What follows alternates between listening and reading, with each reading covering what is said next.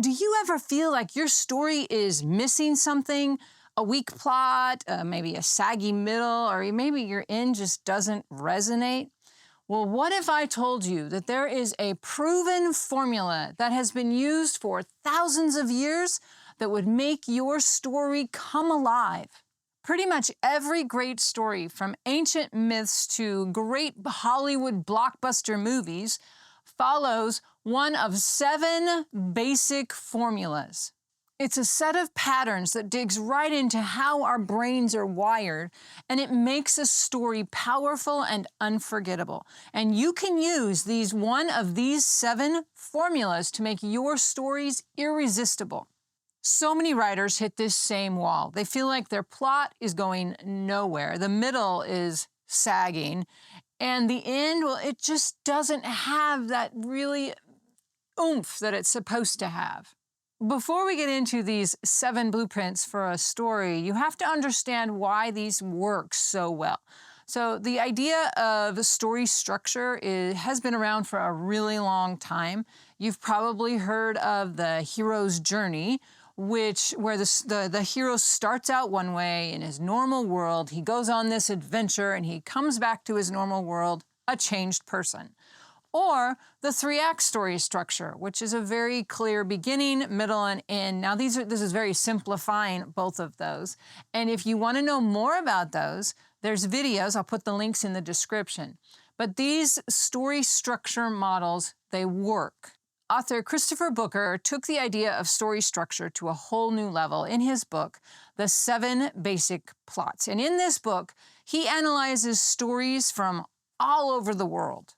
I'm going to give you a summary of the key points that stood out to me, but there's so much more in the book. So I will put a link in the descriptions, and I want to encourage you to grab a copy and continue learning about this fascinating topic. After 34 years of research, he came to a crazy conclusion that all stories are some variation of 7 core plots.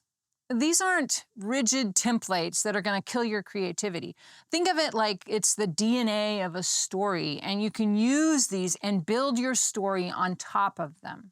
When you use these, you're not just plotting a story, you are using a universal language that all of your readers already know by heart. Let's start translating that language 1 blueprint at a time. And blueprint number 1 is overcoming the monster.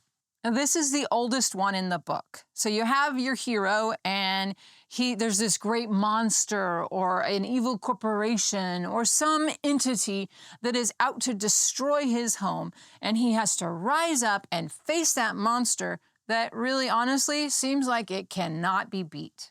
I don't know if any of you remember the movie Jaws, but I was in the movie theaters a couple nights ago, and Jaws, an advertisement for a resurrection of the old movie Jaws, came on the movie screen, and it was like I was there as a child watching this giant shark and the small town sheriff who had to take on that giant shark. It was terrifying.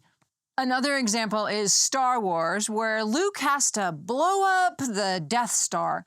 And you can even go even farther back to Beowulf, which is an old classic story. And you've got the hero who has to go up against the monster Grendel.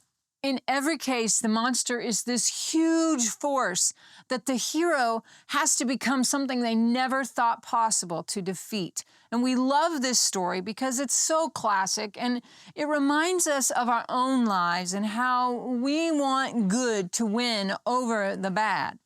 And blueprint number 2 is rags to riches. I mean, who doesn't love an underdog story? And that's really the core of the rags to riches.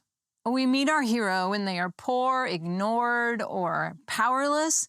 And throughout the course of the story, they find success and money and sometimes even love. But the real prize is the transformation of the character.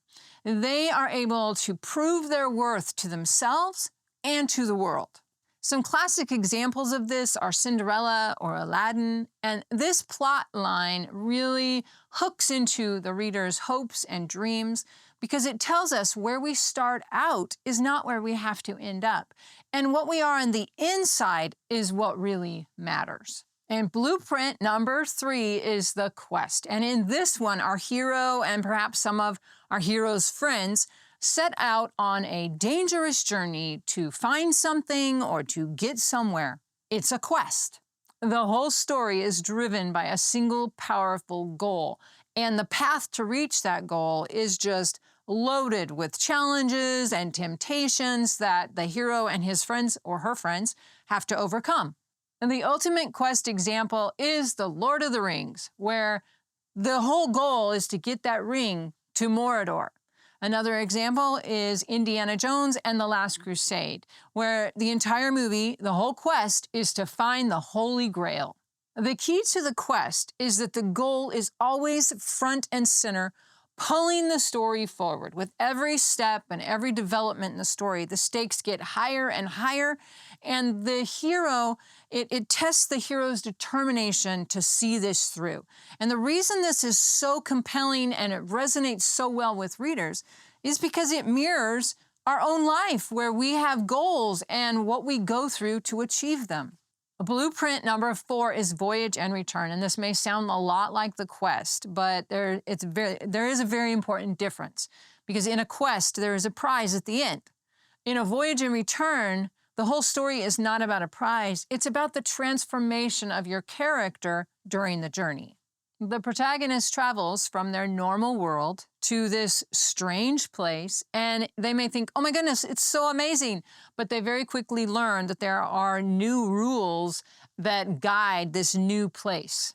Think about Alice in Wonderland or Finding Nemo. That's a great example. Think about Marlin, this daddy fish, clownfish, who lives in this big ocean and he's terrified of everything. And he goes on this journey to save his son. And when he comes back with his son, he's a changed clownfish. He's got a new perspective on being a father. The hero eventually escapes this new world and gets back home, but the hero is fundamentally changed. They have a new perspective on who they are and the world that they left behind and that they've returned to. Blueprint number 5 is comedy. Who doesn't love a good comedy? And you might have come to your mind that you're just thinking of something funny and laughter, but there's really a very definite story structure to a comedy. A comedy plot is built on confusion. You have all these characters and they get all tangled up in this mess of misunderstandings.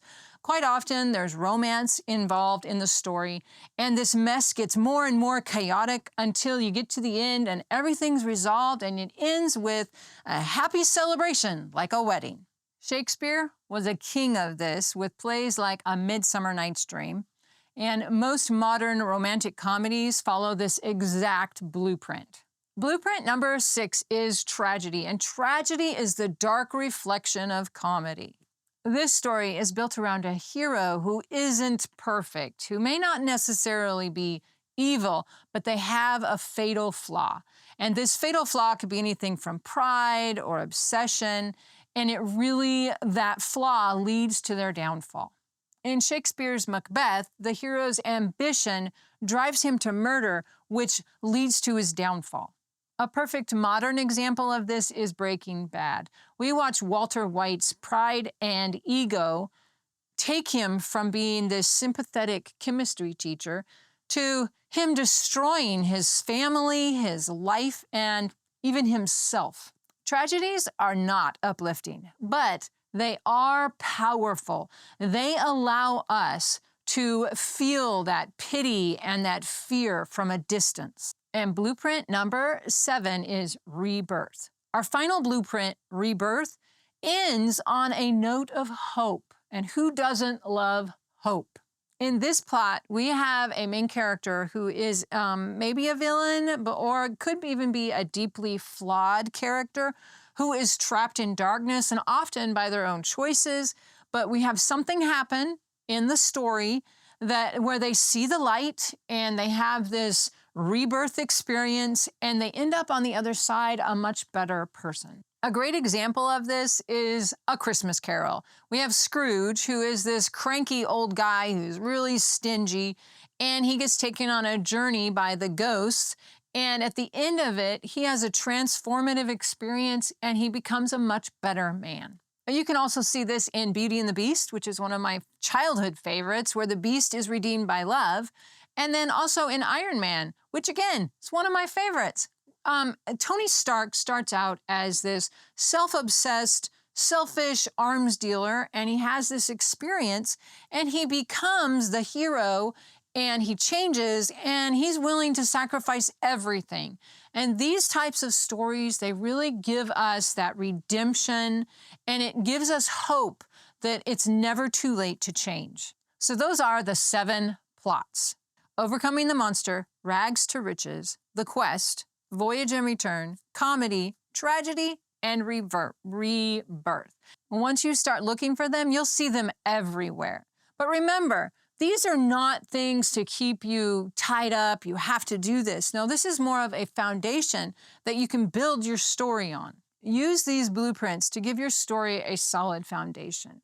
And then use your unique voice, add your characters and your special creative flair to create the story that comes alive for the reader. If this video helped you think about storytelling in a new way, I would love it if you would like and subscribe for more writing advice. And I have a question for you. Which one of these plots do you enjoy writing in your own writing, or you enjoy reading in books? Make a comment and let me know, because I'd love to chat with you. I will see you in the next video.